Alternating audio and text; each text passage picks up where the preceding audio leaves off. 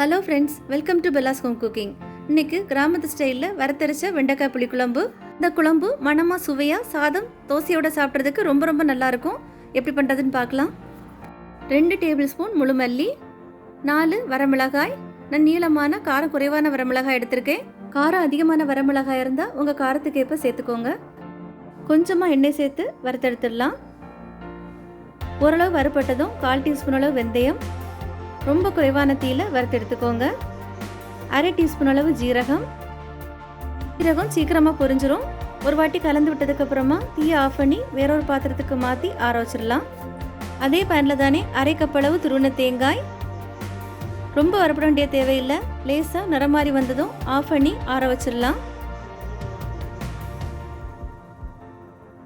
ஒரு மிக்சி ஜாரில் நம்ம வறுத்து ஆற வச்சுருந்த மசாலாவை சேர்த்து பவுடர் பண்ணி எடுத்துடலாம்.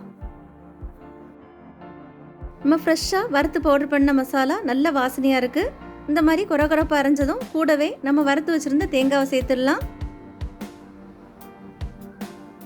தேவையான அளவு தண்ணி சேர்த்து நல்லா விழுதாக அரைச்சிட்டு வந்துடலாம். இந்த மாதிரி நல்லா விழுதாக அரைச்சி எடுத்துக்கோங்க. இன்றைக்கி குழம்பு மண் சட்டியில் பண்ண போகிறேன். 2 அல்லது 3 டேபிள் ஸ்பூன் அளவு எண்ணெய். எண்ணெய் சூடானதும் 300 கிராம் அளவு வெண்டைக்காய் இந்த மாதிரி 1/2 இன்ச் அளவு நீளத்தில் கட் பண்ணி எடுத்திருக்கேன்.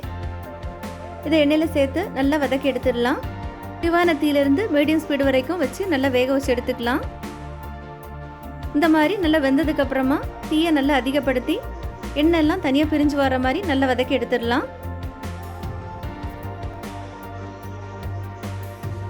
வெண்டைக்காய் எண்ணெயெல்லாம் தனியாக விட்டு நல்லா வரப்பட்டு வந்திருக்கு. வெண்டைக்காயை தனியாக எடுத்துடலாம்.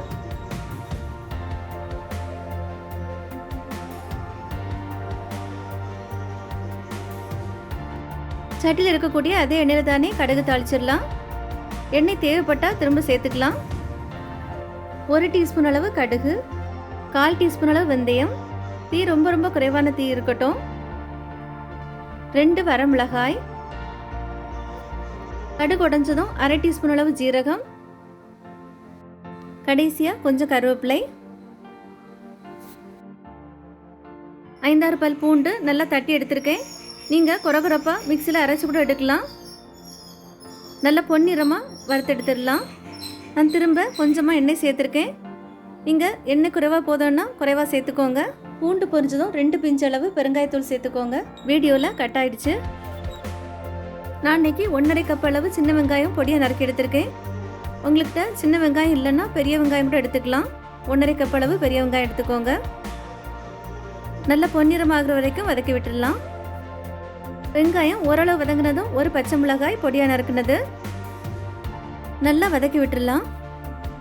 வெங்காயம் நல்லா வதங்கினதும் ஒரு பெரிய சைஸ் தக்காளி பொடியாக நறுக்குனது 1/2 கப் அளவில் இருக்குது. தக்காளி நல்லா சாஃப்டாக வேகிற வரைக்கும் வதக்கி விட்டுடலாம். வெங்காயம் தக்காளி நல்லா சாஃப்டாக வதங்கி வந்திருக்கு. நம்ம வறுத்து அரைச்சி எடுத்து வச்சுருந்த தேங்காய் மசாலாவை இதில் சேர்த்துடலாம்.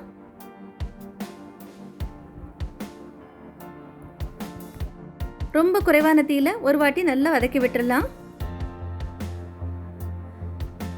நல்லா வதங்கியிருக்கு. இனி இது கூடவே நம்ம முதல்ல வறுத்து எடுத்து வச்சிருந்த வெண்டைக்காயை சேர்த்துடலாம். ஜார் அலசியோட தண்ணியை சேர்த்துக்கலாம்.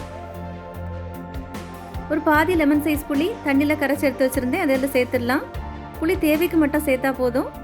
தேவையான அளவு தண்ணி. புளி தேவைப்பட்டால் திரும்ப சேர்த்துக்கலாம்.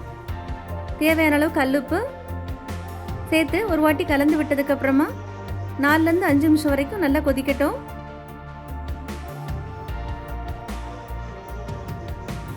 நாலுலேருந்து 5 நிமிஷம் வரைக்கும் நல்லா கொதிச்சிருக்கு. கடைசியாக ஃப்ரெஷ்ஷான கருவேப்பிலைகளை தூவி ஆஃப் பண்ணிடலாம். ஆறுனதும் நம்ம சேர்த்திருந்த எண்ணெய்லாம் தெளிஞ்சு வந்திருக்கு. பார்க்குறதுக்கே ரொம்ப ரொம்ப நல்லாயிருக்கு. நம்ம மசாலா தேங்காய் எல்லாமே வறுத்தரைச்சி சேர்த்துருக்கோம். சாதத்தோடு சாப்பிட்றதுக்கு ரொம்ப ரொம்ப நல்லாயிருக்கும். மணமாக சுவையாக இருக்குது. நீங்களும் ட்ரை பண்ணி பார்த்து எப்படி இருந்துன்னு கமெண்ட்டில் சொல்லுங்கள். உங்களுக்கு இந்த வீடியோ பிடிச்சிருந்தா லைக் பண்ணுங்கள், ஷேர் பண்ணுங்கள். பெல்லாஸ் ஹோம் குக்கிங் சேனலுக்கு சப்ஸ்கிரைப் பண்ணுங்கள். தேங்க்யூ.